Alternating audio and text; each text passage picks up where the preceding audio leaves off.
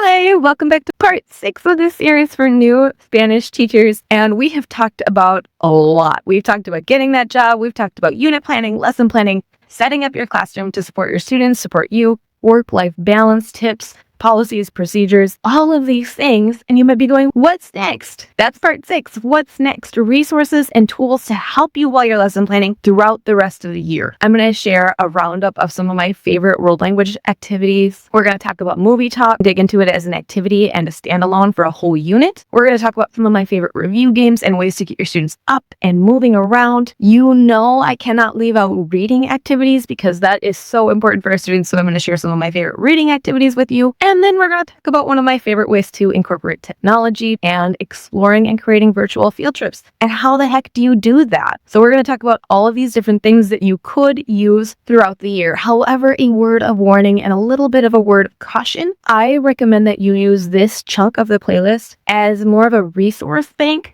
than as a to-do list. Because I think if you go through all of them right now, you might go, that's a lot, and you're going to feel really overwhelmed. And that's not what I want for you, right? We talked about routine already and how in lesson planning, you can use and reuse activities over and over again to support you and to support your students. I don't want you to feel like, oh my gosh, here's 40 great ideas. I really want to try them all. Okay, cool. You can try them all. But what I really want you to do is to use this chunk of activities more of like an inspiration bank than as a things that I have to do. Because sometimes when you're lesson planning, you do just feel stumped. You feel stuck in a rut. You feel like, oh my gosh, we've done this thing over and over and over again, and I don't know what to do next. That's when you would come to these and say, okay, I want to see some ideas for stations in Spanish class. I haven't done stations yet. I want to know how to do that. I want to try exploring a country before we teach the unit in this novel. That's where you're going to find these kinds of ideas. And like I said, there are some of my all-time favorites, but you don't have to do them all. I hope you found this series to be really helpful. If you have any questions as you're going through the videos, of course, please do not hesitate to leave me a comment down below, shoot a question over, any of that sort of stuff. I'm so happy to help you, and I cannot wait for you to have a great year. All right. Thanks so much for watching. I'll see you in the next one.